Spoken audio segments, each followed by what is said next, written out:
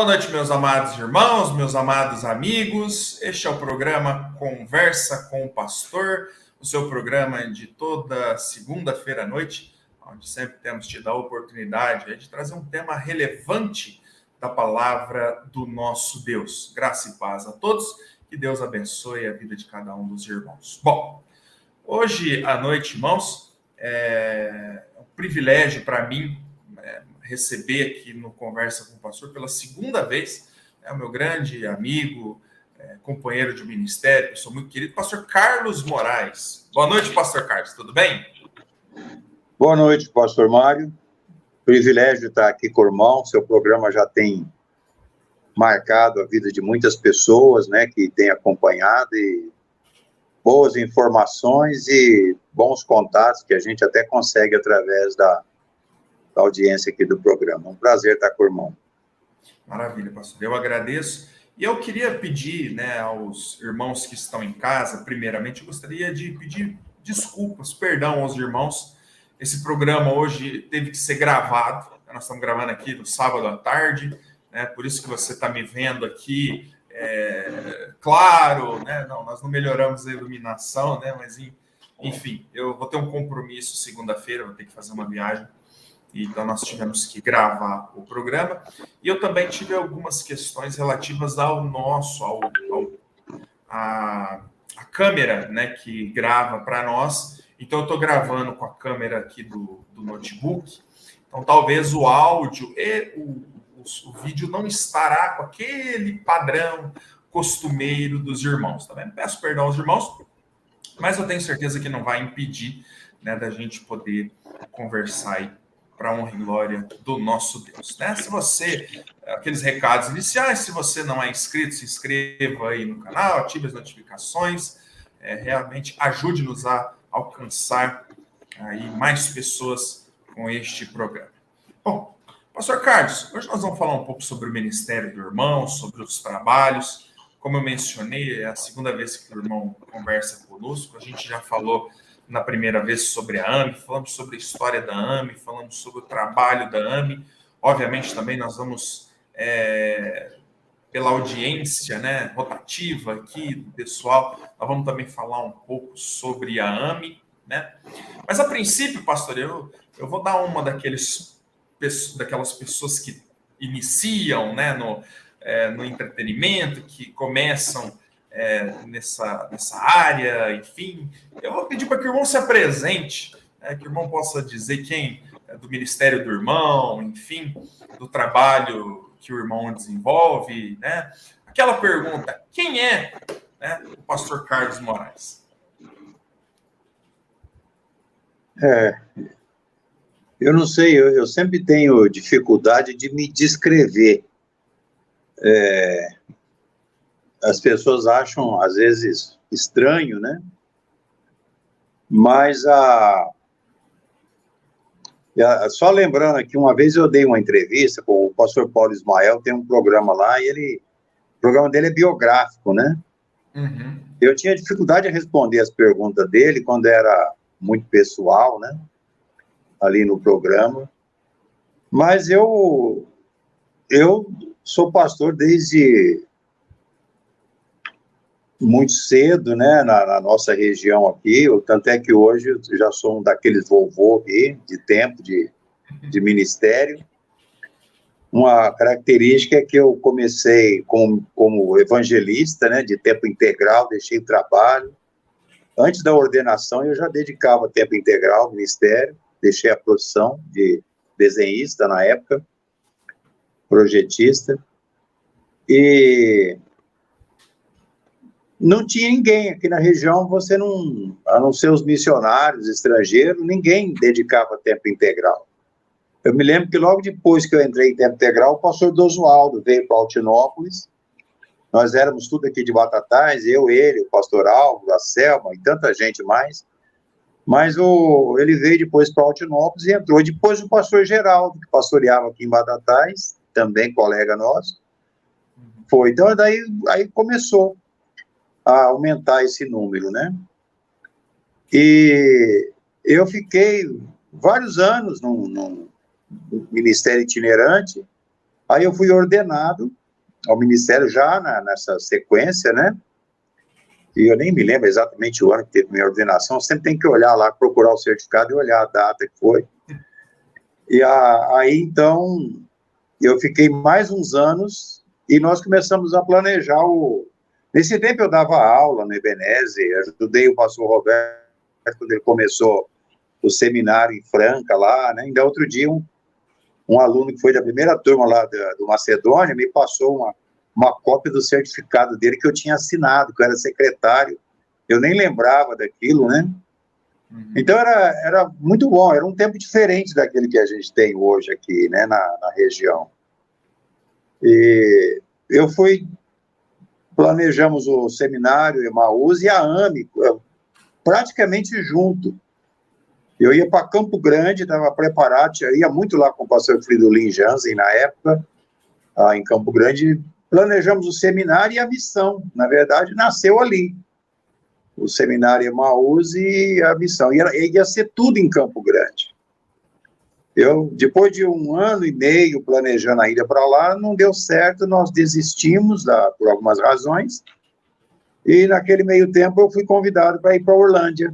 Pastoral, que era colega nossa aqui de igreja também, tinha vindo para lá, pastoreava, já estava um bom tempo lá, e ele tinha uma escolinha de treinamento teológico lá, chamava Escola de Treinamento Básico Emaús, e o Emaús ficou depois para ser o nome do seminário, quando nós organizamos em 91.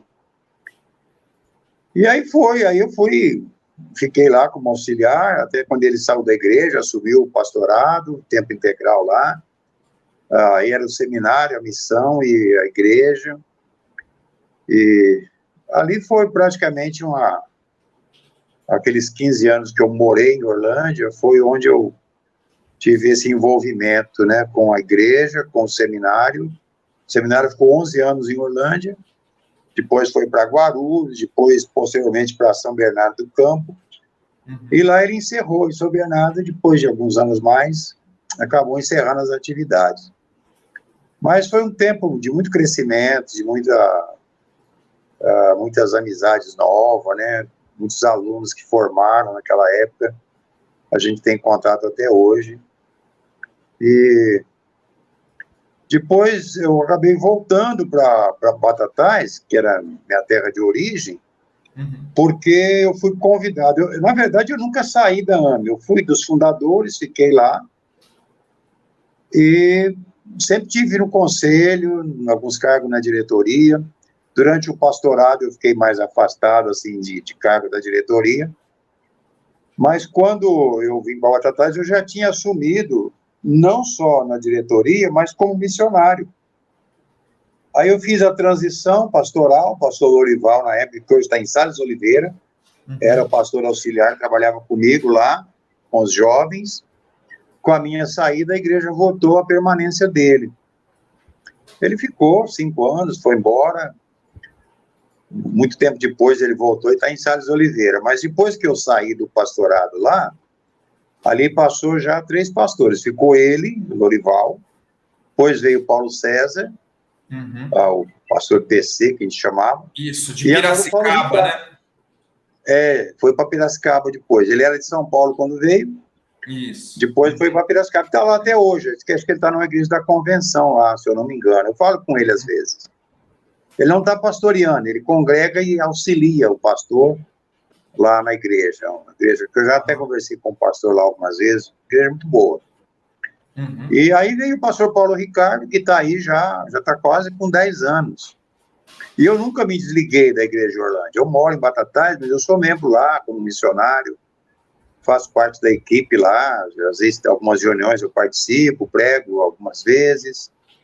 A pandemia me afastou muito de lá, né? Porque eu não saía de casa, fiquei trancado aqui, aqueles 2 anos, exilado, né? Dentro de casa.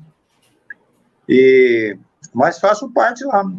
Quando o pastor Álvaro, agora, o pastor Mauro, entregou o trabalho aqui, que estava fechado já em Batatais, praticamente, ele entregou para o pastor Álvaro. Então, às vezes, eu vou no culto aqui, algum domingo que eu não estou viajando, eu participo aqui.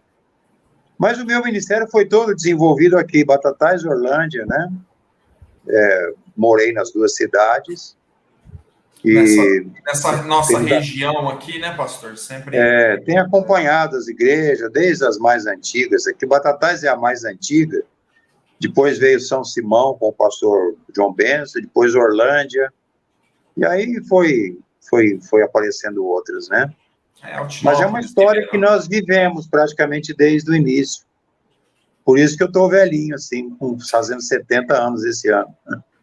70 anos, pastor? Em setembro. Aliás, eu já falei para a dona Agnes, né, que nós vamos fazer um bolo. O bolo vai ser pequeno. Mas a velhinha vai estar escrito 140. Porque nós somos casados e fazemos aniversário no mesmo mês, só no mesmo dia que não. Mesmo ano, vamos fazer 70 cada um. Então a velhinha vai ser 140 anos. Somos uma só carne, há 47 anos, então vamos fazer velhinha dupla, né, para comemorar junto. 140 anos. 140 anos, pastor. É isso. Bom, o pastor, a gente, inclusive eu vou deixar depois, pessoal, a descrição do vídeo, né, da primeira vez que o pastor participou aqui conosco. A gente falou bastante sobre a AME, né, inclusive a história de fundação, como começou. Então, depois que você assistir aqui essa conversa com o pastor, se você quiser ir lá e assistir, se você não assistiu a nossa primeira conversa, eu acho que já faz 2 anos, hein, pastor? Daquela primeira conversa. Você estava bem no começo, não sei quanto, mas não foi bem no início do... Você falou que já faz 2 anos, que tal? 3 anos, né? Isso, que é o 3º ano. E já faz 2 anos. Eu vou depois colocar aqui, o pessoal pode relembrar lá, o pastor conta bastante a história de como começou a AME, né? Até mesmo a gente fala um pouco do pastor Dozoaldo, enfim, realmente vale a pena, né? Depois então você acompanha. Se você já assistiu aquela entrevista, assiste de novo. Eu tenho certeza que vai ser bênção para a sua vida. Mas, pastor, eu queria que o irmão contasse para nós um pouco, né? Ainda que o pessoal depois vê lá na sua íntegra, mas eu queria que o pastor contasse um pouco para nós o envolvimento do irmão com a AME, né? A princípio, o envolvimento do irmão com a AME, e agora, né, nessa nova fase aqui da AME. Aí depois a gente vai falar um pouco mais sobre a AME, sobre as questões missionárias, enfim, para depois entrar no jornal de apoio também. Então, vamos lá. Tá. Então, como eu já mencionei, eu sou parte da AME desde a concepção, né? Antes da concepção. A gente pode marcar o início da AME em 88, quando aquela época que eu ia para Campo Grande, com o Fridolin, nós idealizamos, conversamos muito. Eu cheguei a ficar 40 dias uma vez em Campo Grande, sem voltar para casa, resolvendo questões lá. Uhum. E nós, em 88, nós fizemos vamos dizer, um esboço do que seria a missão, do que seria o estatuto, né, as ideias. E ali foi aquele embrião, né? Eu na época, ainda tinha planos de ir para lá, para Mato Grosso do Sul. Uhum. Aí, quando foi em 89, no ano seguinte, eu já sabia que não ia mudar para lá, mas o projeto não ia morrer, nós íamos continuar com as ideias, né? Uhum. E tivemos aquele que foi nós chamamos de... como é que nós demos o nome lá? Foi Consulta de Campo Grande, por ser em Campo Grande. Foi na Igreja Batista que o pastor Fridolin pastoreava, né? Igreja Batista do Calvário, tem lá até hoje. E ali nós reunimos pessoas de 14 estados, pastor, na época, né? Fizemos muitos convites, mas tivemos 14 estados representados naquela consulta, que foi muito bom. E dos 3 movimentos batistas fundamentalistas, né? Tinha Batista Independente, que era a maioria, Batista Regular, Batista Bíblico. E aquela reunião foi, vamos dizer assim, um marco, né, para o nascimento da AME. Porque no ano seguinte, em 90, então 88, o sonho, os esboços, em 90, em 89, a consulta, e em 90, em Dourados, nós tínhamos um congresso fundamental. E aí, então, lá foi organizado oficialmente. Tivemos a Assembleia, era um congresso, né? Então, junto com o congresso, aconteceu a organização. E nasceu ali o primeiro projeto, foi o Projeto Portugal, com o pastor Jovito, que ficou na AME um período grande, e depois ele, deixando a AME, ele foi para a MBIB, onde ele está até hoje. Mas o projeto dele foi uma continuação na MBIB, que nasceu lá dentro nasceu o primeiro missionário que a AME teve, né? Então, esse aí, inclusive, eu nunca me desliguei, com pastor, eles do meu envolvimento. Eu vi, eu não vi o programa ao vivo, mas eu vi depois. Uhum. Eu não sei se eu falei aqui da outra vez, que na verdade, quem queria ir para Portugal era eu, não era o Jovito. Porque eu tinha o sonho de ser missionário, mas eu queria ir para um país que não precisasse aprender língua. Porque eu sempre tive um ponto cego com o aprendizado de qualquer outra língua, né? Foi mais para Portugal, ou algum país africano de fala portuguesa, dá. E o pastor Fridolin chegou, tinha caído o muro de Berlim em 89, né? O Fridolin estava lá, por isso que eu organizei o congresso lá em Dourados, na época. E ele tinha chegado da Alemanha naqueles dias que nós realizamos o congresso e a organização da missão. E como ele ficou muito tempo fora, ele voltou com uma pedra do muro de Berlim na mão. Ele começou a dar um testemunho lá no congresso, pregou, e com a pedra na mão. Ele vai tacar essa pedra em alguém hoje aqui, né? Ele não falava nada da pedra. Lá pelo fim da mensagem, é que ele mencionou que aquela pedra era uma relíquia que ele tinha conseguido na Alemanha, uma das pedras que foi retirada do muro de Berlim. Virou souvenir, né? Aquelas pedras. Deve ter muita pedra falsa por aí, né? Como se fosse. Mas aquela era. Vai nas reformas e pega um bloco e fala... aquela era, porque ele estava lá e viu a queda, né? E tudo. Uhum. E aí foi até interessante, porque ele falou assim, o mundo está se abrindo com essa queda do muro. É uma nova era no mundo, né? Essa globalização, essa coisa toda. E aí nós estamos organizando a missão justamente num momento de grande abertura. E ele, na época, o que ele fez? Ele trouxe de lá uma promessa das igrejas da Alemanha de que se alguém se levantasse para ser missionário em Portugal, eles tinham interesse de levar um brasileiro que já falava português, e eles iam dar 1.000 marcos. Na época não tinha o euro, era o marco, né, alemão. As igrejas iam dar 1.000 marcos para sustentar o obreiro por tempo indeterminado, né, em Portugal. Não sei quantos anos durou. Então, quer dizer, era um ingrediente a mais. 1.000 marcos na época era quase $1.500, né? E não sei quantos reais dava, ele estava meio desvalorizado. Era quase que o sustento já ideal para ir, precisava talvez arrumar um pouco mais. E eu, com o olho fechado na hora do apelo, falei, para mim mesmo esse negócio aí, eu vou levantar e vou lá. Já vamos organizar a missão e eu saio como o primeiro missionário. Eu demorei muito com o olho fechado, quando eu abri o Jovito já estava lá na frente. Né? Aí eu falei, agora não vou concorrer, não. Deixa ele, né?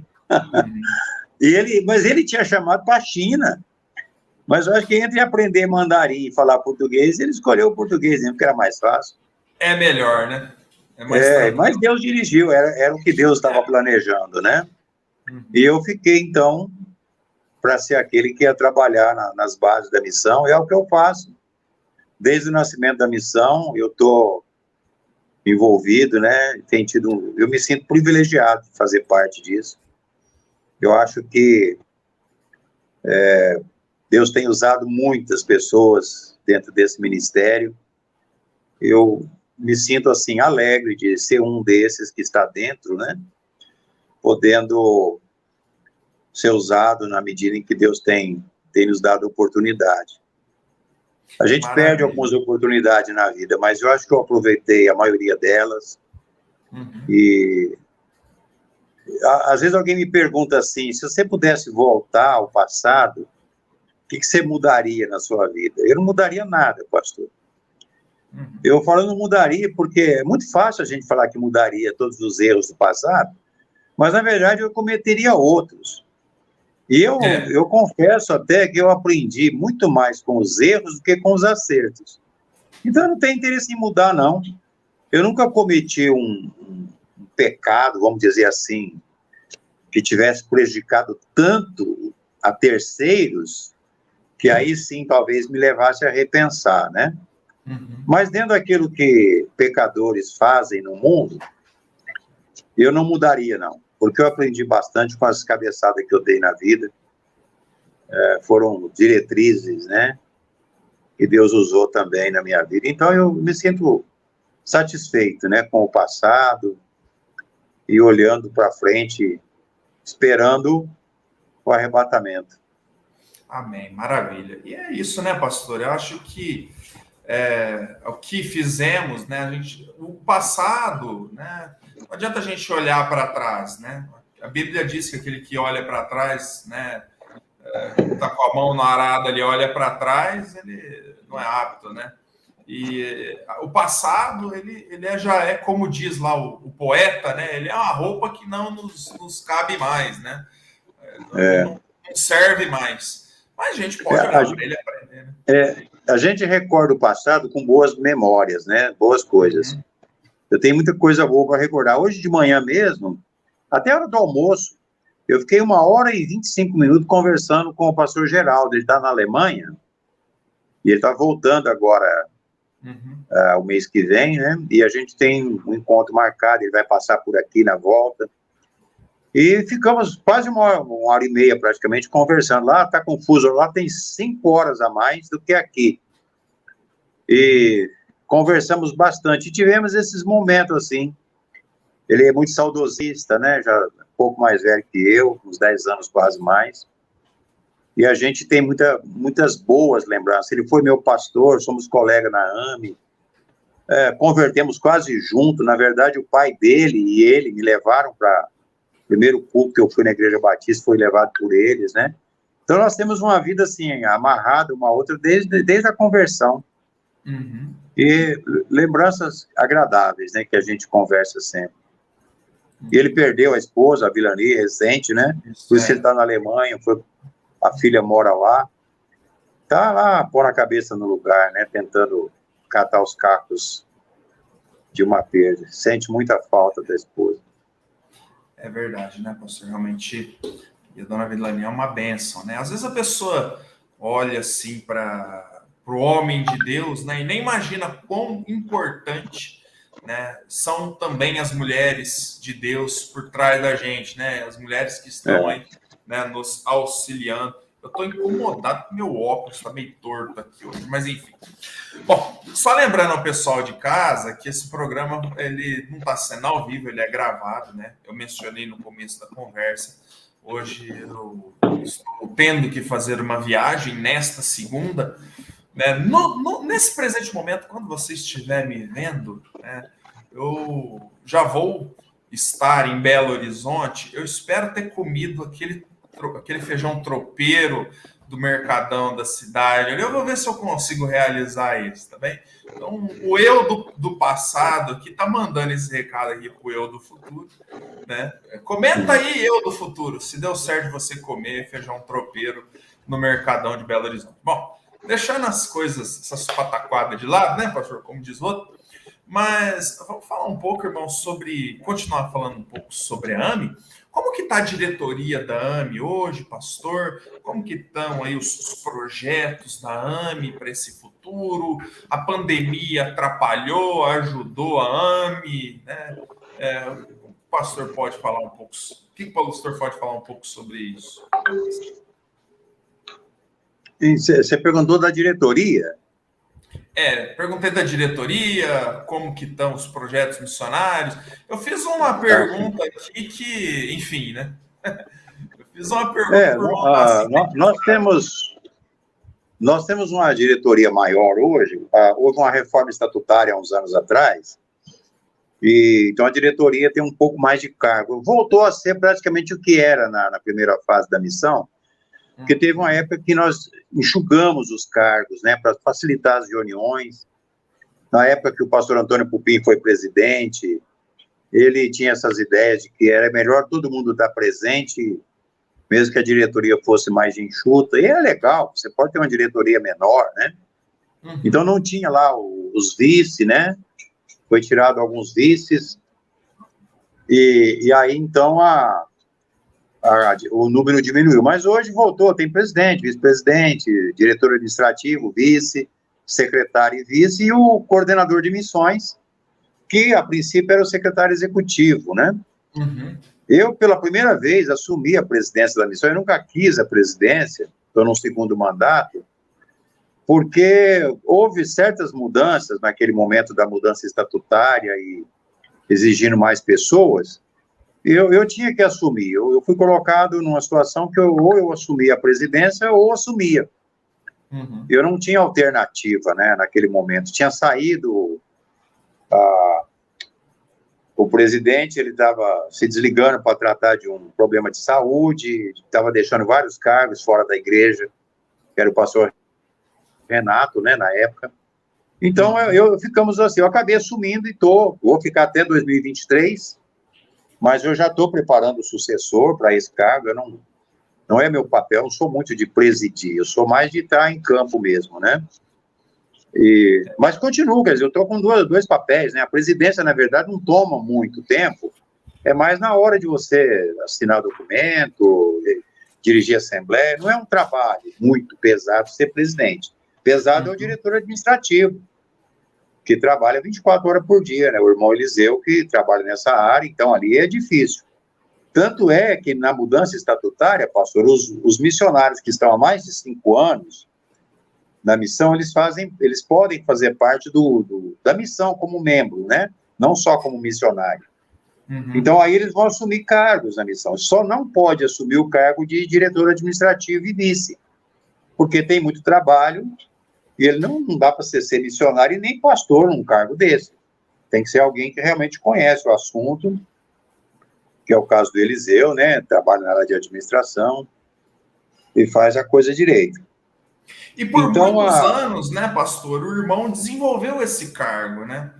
Eu me lembro sempre que o irmão, por muitos anos o irmão desenvolveu esse cargo no intuito de ser realmente aquele líder que lidava, né, como diretor de missões, lidava com os missionários, enfim, com toda essa questão, né? Sim. O meu papel na missão, assim, em termos de cargo, nesses anos todos, sempre foi na área de campo, na área de contato com o missionário. A minha formação é nessa área, né, pastor? Eu não sou de presidir, não é o meu papel, né? É que hoje a missão anda quase que sozinha nessa área, muito bem estruturada, né? Então, realmente não toma muito. Mas eu, na verdade, quando eu pastoreava em Orlândia, eu nunca fui presidente da igreja, eu mudei o estatuto para não ser presidente. Lá em Orlândia, o pastor não é presidente, só se ele quiser ser. O estatuto lá, a diretoria administrativa não tem nada a ver com o ministério pastoral. É totalmente separado. E eu era office boy da tesoureira, do secretário, como na AME, eu faço papel de... Eu vou para cartório, vou para lá e tal. Eu não tiro o corpo fora de fazer nenhum trabalho. Só que eu prefiro que outros estejam nessas funções, né? Se é possível ter alguém.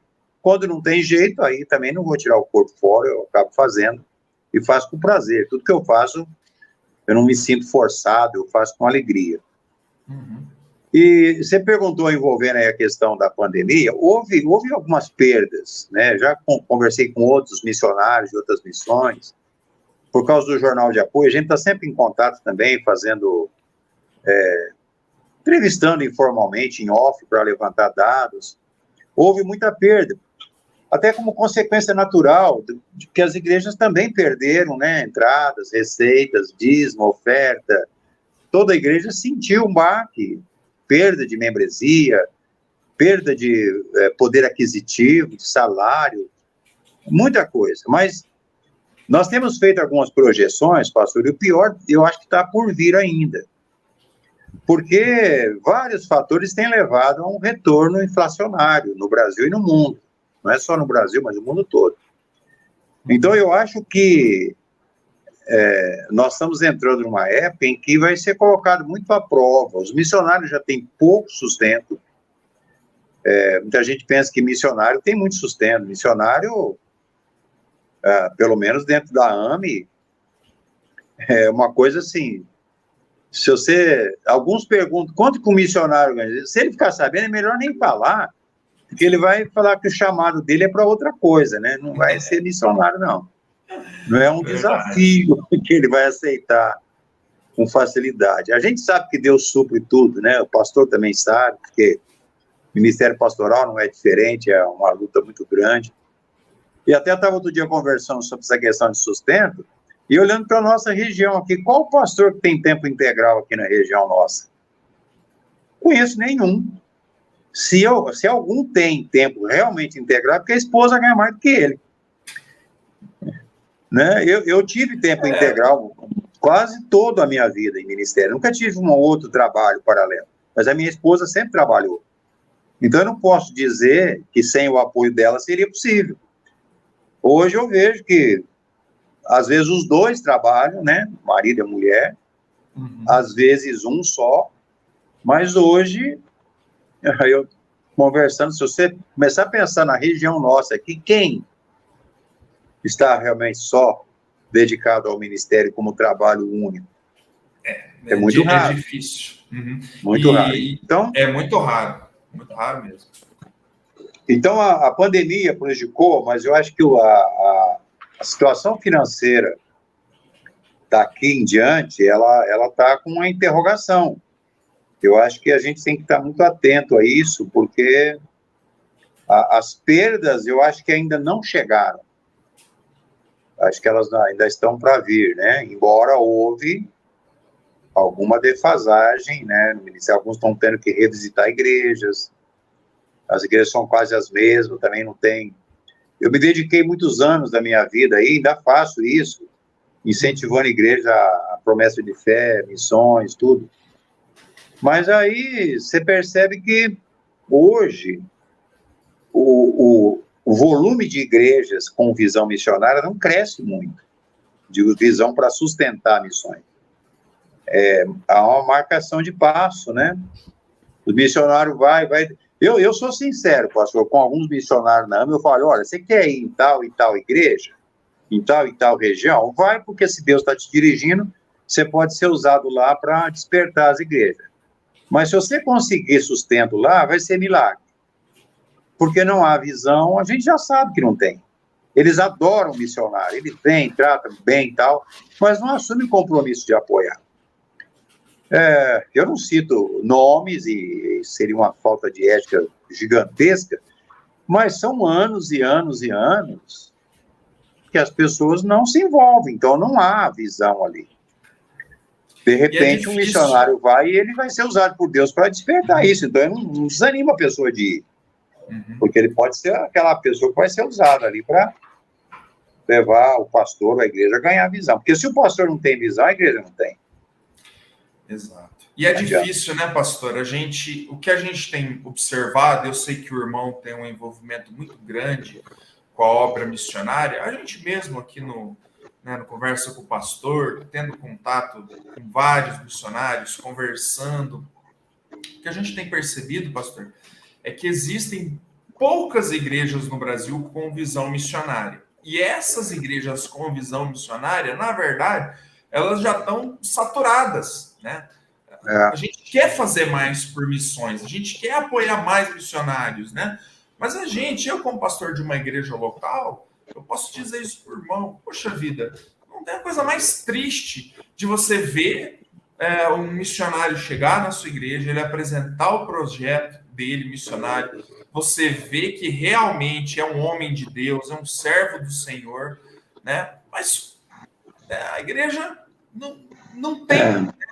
A gente vai, eu sei que, pastor, mas isso aí é falta de fé. Não é que às vezes a gente não tem essa condição mais, né? A gente já sustenta um número grande de ministérios e a gente vai incentivando o povo cada vez a participar mais da promessa pela fé. Mas o que eu vejo é justamente isso, né? Poucas igrejas no Brasil são assim. Então, muitas igrejas têm a verdade, mas não tem um projeto missionário, não tem essa visão missionária de sustentar, né, projetos missionários, sustentar missões. O pastor acha que eu vou sustentar, minha igreja vai ser desfalcada, eu não vou ter dinheiro aqui na igreja. Muito pelo contrário, né? O que a promessa de fé ela faz para a obra de Deus é algo especial, é algo maravilhoso, né? A gente tem experimentado isso na nossa região, a gente tem experimentado isso na nossa igreja. E eu queria muito, pastor, que outras igrejas em outras regiões do nosso país pudessem experimentar isso também. Nós começamos, é uma parte que eu estou fazendo já há alguns anos na missão. A pandemia fez a gente parar com isso, mas nós estamos fazendo conferências regionais da missão, num formato curto, né? Eu estou com uma marcada para setembro, pouco depois do meu aniversário, em setembro, eu vou para, está marcado já em Cuiabá, lá com o pastor Safi, que nós vamos fazer uma regional lá com boa participação de pastores, já está divulgando desde hoje. O retorno para essas conferências, porque lá tem muitas igrejas, não são todas que estão envolvidas com missões, mas também tem uma boa visão, não é um lugar ruim para a visão missionária. Então, aí o que a gente faz? No sábado de manhã, a gente reúne os pastores, eu não faço uma pregação ali, não é um café da manhã e um bate-papo sobre missões, sobre sustento, projeto, como é que vai, como é que entra, como é que uma pessoa pode entrar na missão, pergunta e resposta ali. E aí encerramos com o almoço, geralmente até o almoço encerra, e tem dado resultado. Nós fizemos vários, na Bahia, fizemos aqui no estado de São Paulo, em vários lugares, fizemos em Minas, tinha outras marcadas que a pandemia acabou forçando a cancelar, mas vamos reativar isso. Fizemos em Manaus, 2 em Manaus, inclusive, em regiões diferentes lá, dentro do Amazonas.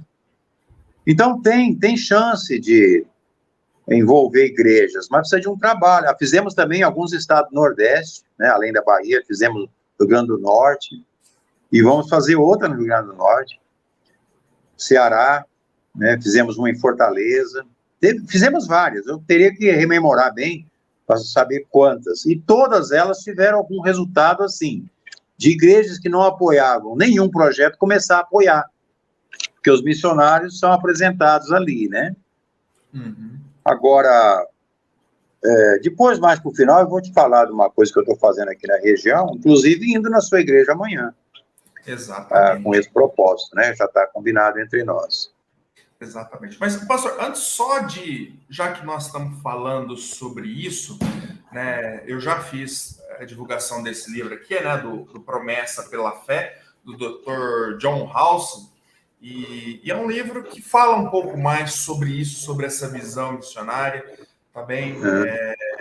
Eu acho que o pastor já conhece, o pastor já teve... eu li esse material quando ele foi traduzido, anos atrás, a tradução dele ficou parada há muito tempo, e na época o pastor Teril me deu a tradução para eu dar uma lida, dar algumas correções, correções assim, no que já estava ali, né? Uhum. Eu dei uma olhada, devolvi a apostila, mas ficou parado, né? Aí vocês tiveram a ideia da publicação, né? Saiu, até divulguei no Jornal de Apoio também. Uhum. Precisa divulgar esses materiais, né? Eles vão surgindo, vai chegando na mão de mais pessoas. Uhum. Ô, pastor, só um testemunho aqui sobre a promessa de fé. Por exemplo, eu aprendi a promessa de fé com o pastor Jaime Rose, que é o meu pai na fé. Mas era muito embrionário na época, quando ele estava aqui. Não havia missões, né? Depois foi aparecendo, a gente apoiava outras missões de fora, Novas Tribos e algumas outras que foram passando. Mas eu me lembro eu fui para Santo André, e na década de 80, antes de eu fazer o curso de missiologia até, eu fui numa conferência de uma igreja da Convenção na época, porque era muito divulgado, o pastor Edson Queiroz, que inclusive já faleceu hoje, e é autor de alguns livros sobre a área de missões, inclusive ele fala muito da promessa de fé. E quando eu fui na conferência lá, O pregador era um canadense que era filho do Oswald Smith, era o Paul Smith. Era a primeira vinda dele no Brasil. Na verdade, a promessa de fé começou na Igreja Batista dos Povos, em Toronto, no Canadá. E o Oswald Smith, temos livro traduzido em português, foi um que falou muito sobre isso. E era o filho dele pregando lá, sucessor do pai. Aquela conferência, que foi uma semana, foi de segunda, de terça a sábado. Era cedo, de tarde, de noite. Você só dormia, comia, parava para nada. Eu sempre tenho aquela conferência como uma referência que eu aprendi mais sobre missões naquela semana do que eu tinha aprendido em toda a minha vida. Assim, de ficar com vontade de ter uma missão, vontade de fazer missões, vontade de tudo, né? Então, há essas contribuições na história. E o pastor Edson Queiroz não é do nosso meio, ele é da convenção, mas ele promoveu promessa de fé e missões no Brasil como poucas pessoas. Os livros dele são para ser lido. Tem um livro dele chamado Igreja Local e Missões, onde ele fala da promessa de fé. Acho que quase todo mundo já leu esse livrinho dele, mas ele tem Administrar Missões.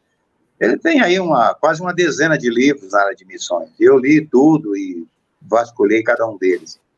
Então, eu preciso de ensino e desafio. Hoje faltam os dois, está faltando ensino e está faltando desafio. Os pastores parece que não têm mais coragem de desafiar os jovens para ser missionário. Parece que eles não querem perder o membro que está ali, quer que ele fica na igreja, né? Sei lá. Exatamente. Precisa reavivar isso de novo, de alguma forma. Exatamente, né? Bom, só para contextualizar aqui, né? Então você encontra o Promessa de Fé na livraria, na nossa livraria aqui, na Conversa com o Pastor, na Wiclap. O link é esse daí, também vai estar na descrição. Bom, pastor, vamos falar um pouco sobre a vinda do irmão aqui, né? O irmão vai pregar para nós no domingo, mas quando vocês estiverem acompanhando a conversa, o pastor ele já vai ter trazido a palavra aqui na nossa igreja, vai estar apresentando um pouco mais sobre a MBAM, pastor, sobre a missão de apoio missionário. Eu queria então que o pastor falasse um pouco mais sobre esse projeto, essa ideia. Então, na verdade, com essas mudanças que foram feitas dentro da missão,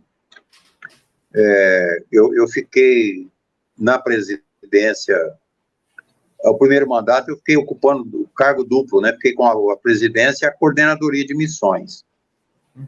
Depois, na minha reeleição à presidência, eu já tinha apresentado o projeto. Então, a MBAM já existia, mas ela passou a ser um projeto dentro da AME.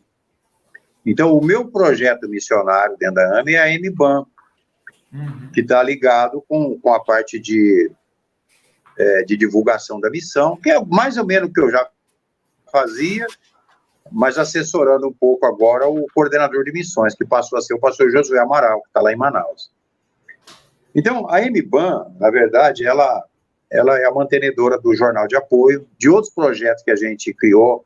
Fizemos um encontro de casais para ajudar famílias, né? Tivemos aí em Ribeirão 2 encontros em hotel aí. Você participou de um deles, parece?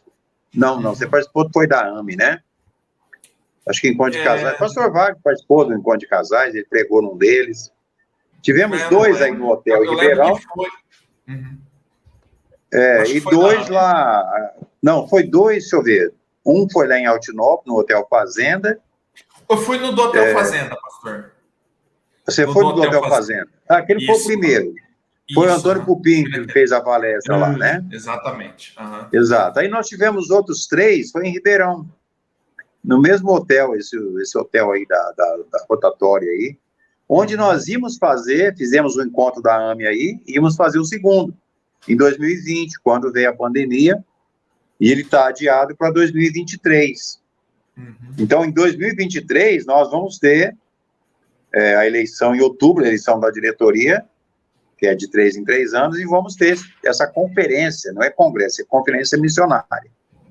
Então, essas minhas idas às igrejas, eu me propus daqui até o final do ano, e talvez até meados do ano que vem, passar em todas as igrejas que for possível aqui da região, para falar da MBAN, desse projeto, e para falar do evento que a missão vai fazer aqui. Porque nós queremos contar com o apoio das igrejas aqui da região, porque praticamente todas elas, eu não me lembro de alguma que não, mas eu acho que quase todas apoiam missionários que estão dentro da AME hoje. Sempre vai ter algum que é apoiado por igrejas da região. Então, eu sempre digo assim, pastor Mário, a nossa região, ela é, vamos dizer, a mãe da AME. Embora ela tenha nascido no Mato Grosso do Sul, mas ela só nasceu, ela migrou, né, para cá, porque a maioria eram pessoas aqui da região. Então, ela teve sede em Batatais, em Orlândia, Ribeirão. Aliás, a sede dela hoje é em Ribeirão Preto. Pouca gente sabe que o escritório, a sede física para a Receita Federal da AME é a igreja do pastor Wagner, a segunda igreja em Ribeirão. Por quê? Porque o pastor Roberto Brito, que morou aí, tentou começar uma igreja, acabou não dando certo, a igreja que ele tentou plantar, ele era enviado por uma igreja, não era missionário da AME, mas ele era secretário da missão, aliás, administrador da missão. E nós levamos, na época, a sede da missão para Ribeirão Preto, tiramos de Franca, que era o cartório em Franca, ainda da época do pastor Paulo, e a transferência de cartório custa muito, é tudo microfilmagem. Quanto mais história você tem de registro, se você muda a sede, o gasto é muito grande. Hoje, para a gente mudar a sede de Ribeirão, gastaria de 7 a 8 mil reais de microfilmagem, para levar a documentação toda que tem. Então, a diretoria decidiu não mudar mais, ficar em Ribeirão. Na época, conversamos com o pastor Wagner, ele aceitou que a igreja dele fosse o endereço, né? Então, se nós formos procurados por qualquer órgão governamental, vai para a igreja dele. E ele, então, nos encaminha, né? Só a base ali. Como a MBAN, a sede é lá em Morro Agudo, porque ela foi iniciada, na época, pelo pastor Edilson, que era pastor lá em Morro Agudo. Então, o cartório da MBAN é Morro Agudo, registra a ata lá. E o endereço é a Igreja Batista Calvário lá, né? Que foi congregação nossa de Orlândia, onde estava o pastor Edinho lá. Então, quer dizer, essa sede física, ela é exigida por lei, né? Você tem que ter essa referência. Mas a administração, hoje é em Guarulhos, né? E a parte de divulgação aqui em Batatais, e itinerante. Mas a MBAN, então, ela vem incorporar a questão de treinamento continuado, que nós queremos incrementar isso, a parte de divulgação e envolvimento de mais igrejas na área missionária, e o próprio jornal de apoio, que não divulga só a AME, mas divulga o trabalho missionário de um modo geral. Cada vez mais o conteúdo é quase que 100% missionário, e agora vai ser mais ainda. Se nós conseguirmos, no site, chegar para o jornal ser postado diariamente matérias, nós vamos pelo menos 2 ou 3 matérias por dia ser colocada no ar. Então, nós vamos fazer com que a informação seja mais fluente, né? Mais, vamos dizer, mais recente, porque tudo morre muito depressa hoje com a internet, né? Tudo fica velho logo. Então, coisa mensal vai ficando... Você tem que ler tudo de uma vez depois, é melhor você dia a dia ir digerindo aquilo. Então, na verdade, a MBAN está funilando um projeto em cima disso, né? E a minha ida nas igrejas, como na sua igreja amanhã, e nas demais, já estive em Morro Agudo, já estou com data marcada em Paraíso, e agendando com o pastor Wagner, a data não está definida, mas já está agendado com ele, e aí vai toda a região aqui, deve ter umas 30 igrejas que nós vamos passar por elas. E é para expor isso, né, o que a MBAN faz e o que o Congresso, a conferência vai fazer o ano que vem em Ribeirão, para a gente contar com o apoio das igrejas da região. Senão, eu falei assim, nós queremos fazer com que o Brasil entenda que a região de Ribeirão Preto tem peso na AME. Então, não vai ser só uma questão de logística, por ser em Ribeirão, que facilita para mim, no caso, que eu vou estar coordenando, mas principalmente por causa das igrejas e dos pastores, né? Nós queremos esse envolvimento. Então, eu vou estar fazendo esse meio de campo aí, em tese. O pastor, a MBAN hoje, então, ela, num certo sentido, ela é responsável pelo jornal de apoio, né? Então, obviamente, com essa questão aí da pandemia, enfim, e da aceleração das mudanças, né? Porque eu acho que mais do que o mundo ter mudado na queda do Muro de Berlim, eu acho que essa pandemia ela vai mudar muito mais o mundo, né? Tanto que, por exemplo, o Jornal de Apoio já não tem mais uma edição física. A ideia, pastor, é tornar um jornal de apoio quase como um portal de internet do nosso grupo, do nosso e-mail, para trazer as nossas notícias, é isso? Nós vamos, inclusive, pastor, faz parte dos planos, nós vamos tirar a palavra jornal, nós vamos deixar a palavra apoio, e ele vai passar a chamar apoio missionário. Não vai mudar muita coisa para as pessoas, porque quando as pessoas conversam comigo sobre o jornal de apoio, isso já por anos. O jornal já tem 38 anos de existência, mais da metade da minha vida eu estou no jornal de apoio. Começou em abril de 84. Quando as pessoas perguntam, só por uma ideia, ninguém pergunta, e o jornal de apoio? As pessoas perguntam, e o apoio? Então, e tanto é que a missão brasileira é a missão brasileira de apoio aos missionários, né? Então, se falar que vai ser um portal, talvez seja um pouco de pretensão, mas vai ser um site informativo, realmente com essa intenção mas focado mais para a área de missões do que para debate teológico, que seria uma coisa talvez mais polêmica, né, que não caberia. Mas, por exemplo, você tem o seu programa Conversa com o Pastor, que é bem geral, abrange várias áreas, tradução da Bíblia, missões, ministério, biografia de missionário, você conversa com uma missionária, com um missionário. Você não tem um mapa fechado, o programa é bem aberto. A gente pode colocar um link lá dentro do jornal, para que alguém visitando lá de qualquer parte, pegue o link, tem esse programa aqui. Então, ele vai, nesse caso, seria parecido com um portal, porque a gente pode linkar as organizações que existem. Para nós não tem problema nenhum, porque a nossa missão é divulgar o que existe no meio. Então, se pudesse tornar uma referência para as pessoas linkar, tudo que a gente tiver no meio, e a pessoa autorizar, não, tem um link aqui, clica aqui que você vai chegar lá. Né? Eu acho que, nesse sentido, vai ampliar bem, vai não concentrar num lugar, mas pelo menos ter um ponto de partida para tudo aquilo que existe de bom, né, que tivesse no editora. É uma referência. Que tem no meio. Ô, pastor, é uma referência. Como jornal de apoio, é uma referência no nosso grupo, né? Durante muitos anos, no grupo Batista Fundamentalista do Brasil, onde você vai, o pessoal sabe do jornal de apoio, tem as notícias do jornal de apoio, né? Então, assim, essa referência é importante a gente não perder ela. Justamente, né, pastor, porque nós estamos vivendo numa época de, como a gente está falando, de transição, né? Você mencionou aí essa época como talvez mais importante do que a queda do Muro de Berlim. Eu acredito que sim. Eu creio que o mundo está sofrendo uma mudança hoje. A maioria não tem dado muita atenção para isso, porque nós concentramos muito na pandemia, né, nas dificuldades de saúde.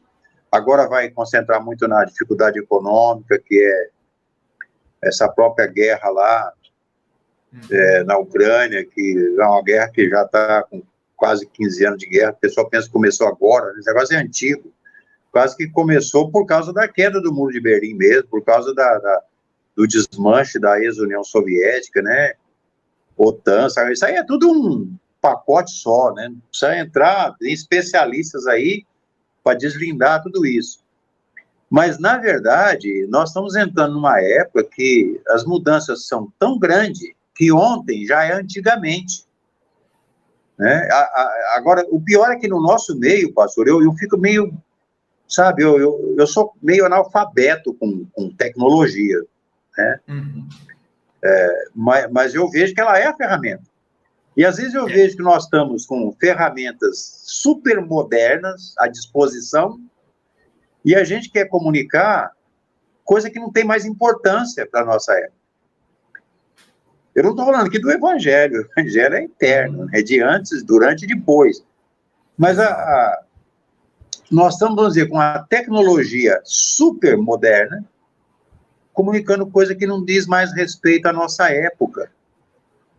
Eu me lembro da passagem em Atos, né, que fala sobre Davi, né, havendo Davi servido a Deus na sua geração, adormeceu, foi para junto de seus pais, seu corpo viu corrupção. Servindo a Deus de acordo com a sua geração. E a nossa responsabilidade é essa turma de hoje aí, essa meninada que está... você olha, você fala pecado, por exemplo, para um jovem de 30 anos para baixo, hoje, ele fala, pecado? O que é isso? É só você lembrar que há mais de 10 anos, o dicionário francês, aquele, acho que é o de Oxford, não sei, um dos dicionários famosos lá, ele tirou a palavra pecado do dicionário, porque não fazia sentido, ninguém sabia mais o que era isso. Então, um verbete que não só ficou lá como coisa antiga, ultrapassada, mas foi retirado do dicionário. Então, o que nós temos a ver com isso? Nós temos tudo a ver com isso. É porque é uma geração que não sabe praticamente nada do que a Bíblia fala sobre Deus. Eu posso dar uma testemunho de que eu quero fazer na minha vida, né, nos próximos anos? Pastor, estamos aqui para lhe ouvir, meu irmão. Estamos aqui para ser uma bênção. Eu tenho sonhado. Eu tenho sonhado que... eu já falei para alguns, eu já tenho um prego na parede, bem colocado, para pendurar a chuteira. Não pendurei ainda, mas chega uma hora que a chuteira pesa no pé, você tem que tirar. Mas eu digo pendurar a chuteira para algumas atividades que precisa de alguém que tem mais vigor físico, né? Uhum. Porque planos eu tenho para os próximos 100 anos. Eu tenho projeto aí. Se viver 100 anos, não dá para fazer tudo. Mas uma das coisas que eu quero realizar, porque é aquela coisa evangelística, né? Quando eu voltei para Batatais, eu comecei a pensar nisso. Eu comecei a reencontrar amigos de escola, amigos do Exército, quando eu servi o tiro de guerra, amigos de momentos, né, que você morava num bairro, eu morei em muitos lugares aqui, e a gente começou a reencontrar alguns desses. E tinha um ponto, eu descobri que tinha uma padaria aqui em Batatais, que o pessoal da minha geração ia tudo para lá, são profissionais liberais, médico, dentista, pequeno empresário, pessoal que tem liberdade de horário. Então eles iam 10 da manhã e 3 da tarde na padaria, para tomar um cafezinho rápido, coisa de 10, 15 minutos no máximo, tipo de um break que ele dava no trabalho, corria lá, e ali passava muita gente. E aí puseram o nome na padaria, Faculdade de Filosofia da Padaria. Porque o pessoal ia lá para jogar a conversa fora, filosofar e jogar a conversa fora. E eu comecei a ir lá e reencontrar esse pessoal. Vários deles, eu estou com uma lista aqui enorme de alguns deles, que eu não vejo quase. E alguns deles me questionam, nesse período de pandemia, engrossou o caldo, de perguntar, você crê mesmo em Bíblia? Você que é pastor, você acredita nisso?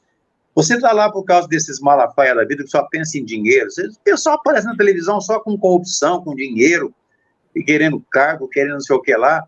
Eu falei, não, você tem pastor e pastor, né? E alguns deles, eu acho que já em resposta ao que eu venho orando, querem conversar comigo.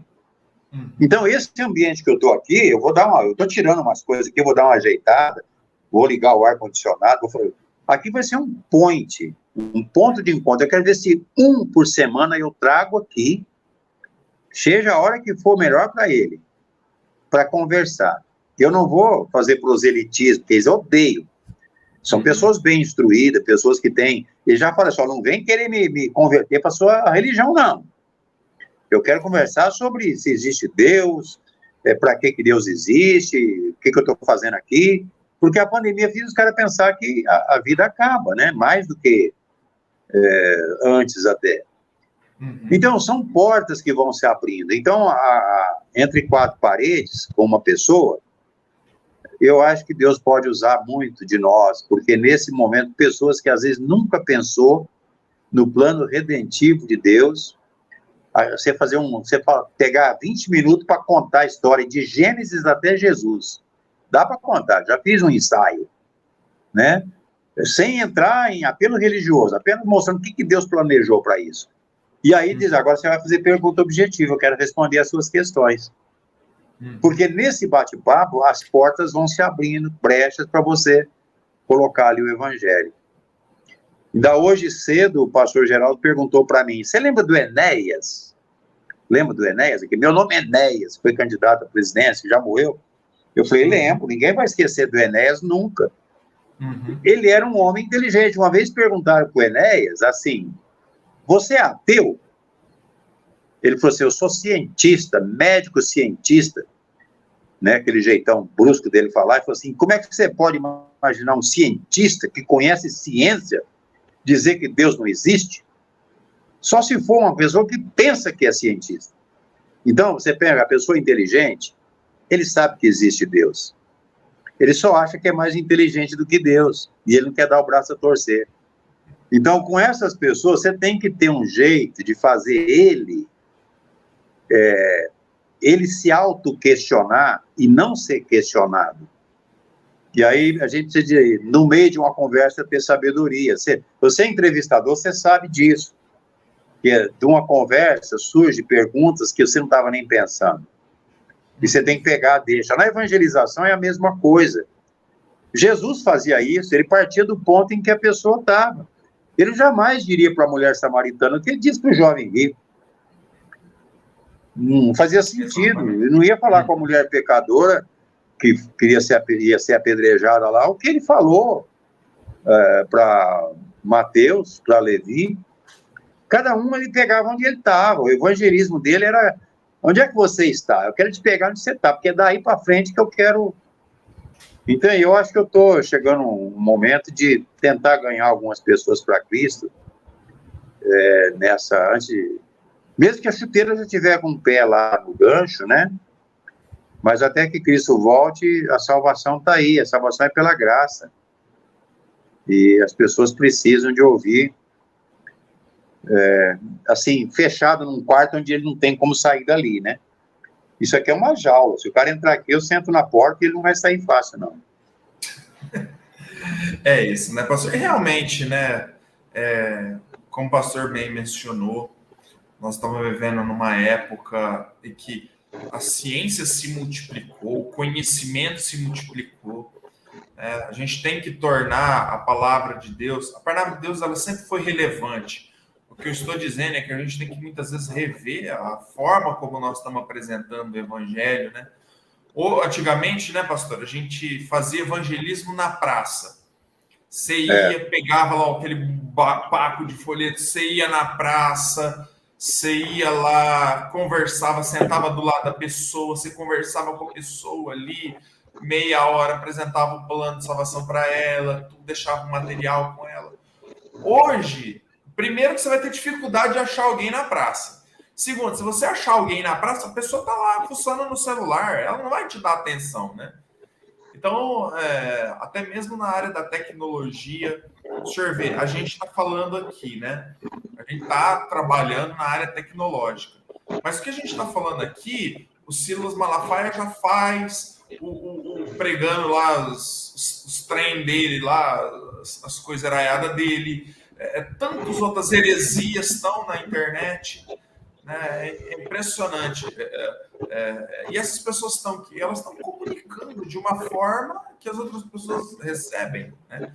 Fica aí, né, pastor? Eu creio o desafio para cada um de nós, pastores, irmãos de igreja, para que a gente realmente possa apresentar nesses tempos difíceis aos quais nós estamos passando, em tempos de grande mudança, nós possamos aí apresentar o evangelho de forma correta, né? De forma relevante às pessoas. Sem dúvida. Os meios são nós que usamos, né? Deus deu a mensagem, não podemos bulir com a mensagem, mas é fazer da melhor maneira possível para que haja entendimento. A ação de conversão é do Espírito Santo, não é nossa, não é meu argumento, nem o seu, vai convencer ninguém.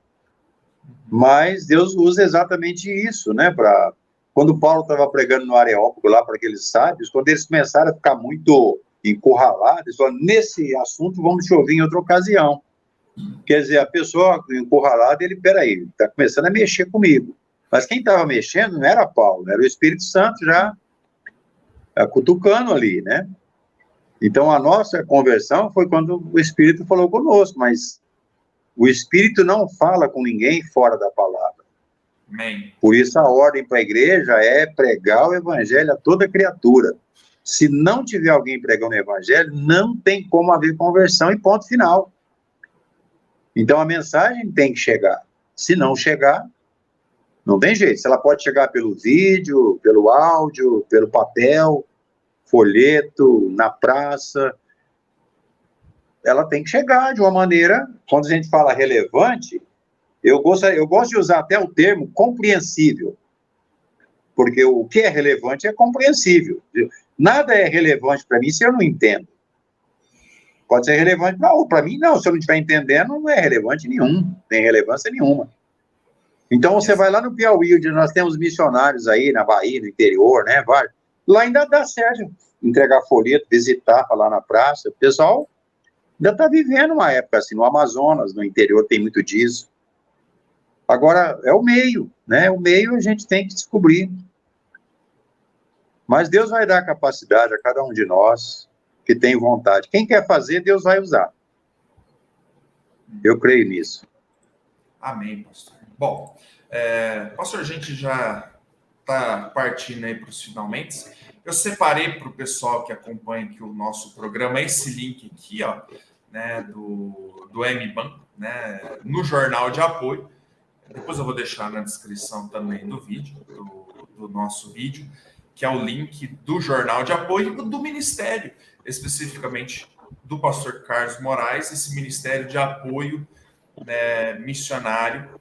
Você pode ir ali ler a matéria também, tenho certeza que você vai entender um pouco mais. E também, pastor Carlos, né, vou deixar o contato do irmão aqui com o pessoal, né, que é código 16 99192 1440, né, para o pessoal que gostaria de entrar em contato com o WhatsApp por irmão, ou marcar alguma mensagem por irmão, enfim. Às vezes nós temos vários pastores de muitos lugares do Brasil, às vezes você que ama a obra missionária, crê na obra missionária, dá um contato com o pastor Carlos, né? Quem sabe a gente pode se acertar, chegar até você, fazer uma divulgação aí da promessa de fé para os demais pastores. Eu creio que seria aí uma bênção, né? Então, tá aí de novo o telefone do pastor Carlos Moraes. Pastor, muito obrigado, meu irmão, por ter participado conosco desse programa. Que Deus realmente abençoe muito o irmão, abençoe muito a Anne, os propósitos missionários. Eu louvo a Deus pela sua vida. Né? O irmão realmente é um dos pastores do nosso grupo, um dos colunas, e que a gente sempre realmente pode contar, pode buscar apoio. E alguém que pensa a visão, que tenha o pensamento da visão da obra missionária como um todo, e que tem nos ajudado muito na obra do Senhor. Obrigado, pastor. Eu que agradeço, pastor Mário, que Deus continue abençoando sua vida, igreja, ministério, família, continue sendo bênção como você tem sido, para a glória de Deus. Amém. É isso então, pessoal. Lembrando aos irmãos, eu peço mais uma vez encarecidamente perdão a todos, eu não consegui, eu vou fazer uma viagem né, essa segunda-feira, não vou conseguir fazer o programa vivo, esse programa aqui ele foi gravado, tá bem? Então, peço a você que os perdoe, mas na semana que vem, Deus permitir, nós vamos estar ao vivo, trazendo aí a palavra do nosso Deus. É isso. Então, agradeço a presença de todos, uma boa noite e que Deus abençoe a vida de cada um.